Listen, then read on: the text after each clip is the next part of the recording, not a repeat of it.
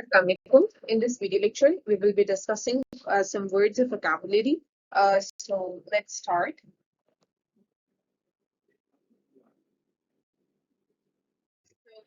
Our first word for today is evaluate.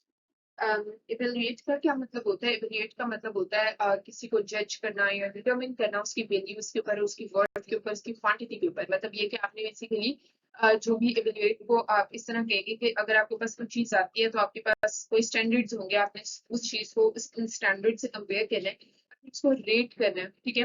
तो ये होता है इवेल्युएट करना, ठीक है। For example, the teachers will evaluate the students' essays based on the writing skills, content, and critical thinking. तो ये वो standards आपसे रखते हैं जिसके ऊपर आपने students की जो essay writings है उनको evaluate करना, ठीक है।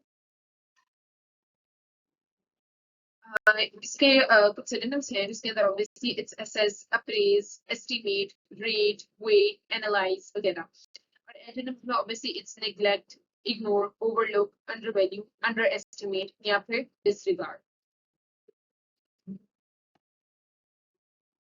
So the next word is fatality. Fatality refers to the occurrence of death resulting from an accident, disaster, or any other uncomfortable event. ठीक है, इसकी एक एग्जांपल देख लें। The car accident on the highway yesterday resulting in one fatality and other several injuries. मतलब कोई भी ऐसी चीज जो कि डेथ कॉज कर दे उसके बारे में हम कह देते हैं कि ये फेटलिटी हो गई है, कि जो मतलब बहुत वाकया हो जाए उसके लिए हम फेटलिटी का वर्ड यूज करते हैं। जैसे कि रोड एक्सीडेंट्स में जैसे आपको ये चीज आप एग्जांपल में देख रहे हैं। इसके कुछ सिनोनिम्स हैं, for example casualty, morality, death, demise, loss of life, extinction.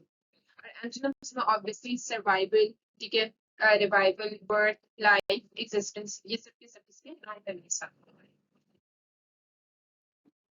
Next word is फ्लिक्ट।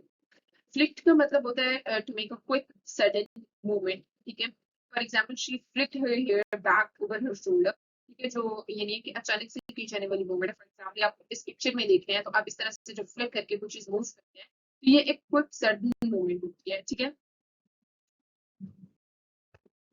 इसके कुछ सिनोनिम्स हैं, for example snap, twist, flip, jerk, twitched, fluttered वगैरह। और अगर मैं एंटोनिम्स की बात करूं तो इसमें obviously it's hand, grab, seized, clutched, grasped या फिर grabbed. Next word is flawlessly. Flawlessly means to do something without any errors or mistakes in a very perfect manner. ठीक है, इसके कुछ एग्जांपल्स हैं। She played the piano flawlessly, impressing the judges and the audience alike.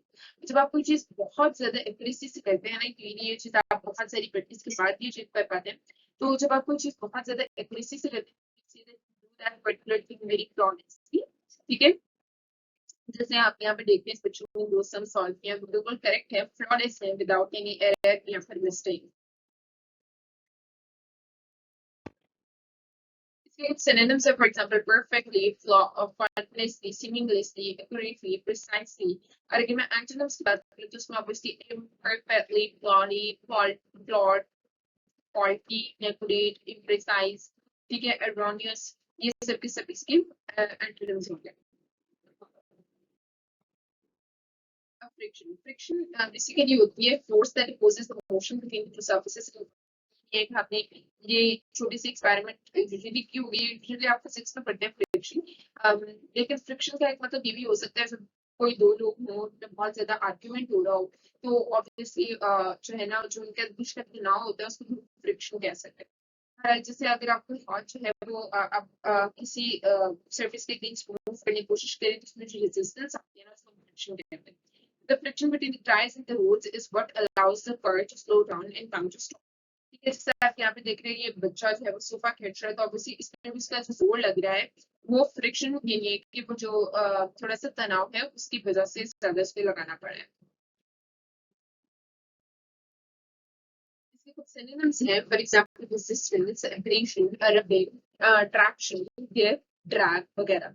और अगर मैं इसके कुछ एंटोनिम्स की बात करूं तो इसमें ऑब्वियसली स्मूथनेस है, स्लिपरीनेस है, लुब्रिकेशन है, ease, freedom, flow, etcetera. Our next word is flutter. Flutter, it means to move or flap, play and lightly. इसके example है, the butterfly fluttered its wing and fell away. Fluttered अब दो चीजें हो सकती हैं। एक तो जैसे मैंने आपको इस वाली डेफिनेशन में बता दिया, जैसे कि अपने पर हिलाते हैं या परिंदा अपना पर हिलाता है तो वो फ्लटर करना होता है। एक फ्लटर करना होता है कि बहुत ज्यादा है ना, ये कि विचार की या फिर जो है ना मासूमियत का इजहार करके अपनी बात मनवाना, ठीक है, उसको कहते हैं फ्लटर करना, ये फिर की तारीफ करके ना। तो ये सारी जो कंडीशन होती है बेसिकली मैं आपको एक्सप्लेन करने की कोशिश करी, मैं साथ में भी लगाया। तो इस तरह से जब आप किसी से कोई चीज जो इस स्टेट में जब आप होते हैं ना, तो इसका हम यूजुअली कहते हैं यू आर फ्लटर्ड। जैसे कि इसके synonyms है fluttered, flickered, quivered, wavered, trembled, vibrated, और antonyms में obviously still, steady, fixed, motionless, immobile या फिर static. The word is gingerly. Gingerly means to do something with great care, delicacy, or caution. Should gingerly step over the broken glass on the floor, which is बहुत ज्यादा fair के साथ बहुत ज्यादा ध्यान से करते हैं क्योंकि वो चीज बहुत डेलिकेट होती है, ठीक है। तो इसको हम कहते हैं कि that you are performing your moment gingerly, ठीक है। फर्स्ट करेंगे एक फ्रेशर और वहाँ पे ढेर सारा जो है ना वो कांच पड़ा हुआ है, वहां से चुनेंगे तो इस जो एक्शन है उसको हम gingerly कहते हैं। Synonyms हैं, for example, cautiously, carefully, prudently, warily, vigilantly, circumspectly. Antonyms में recklessly, carelessly, thoughtlessly, impartially, cautiously, rashly. So this is all for today. इंशाल्लाह बाकी जितनी भी words हैं वो इंशाल्लाह next lecture में discuss करेंगे. Thank you so much. Allah Hafiz.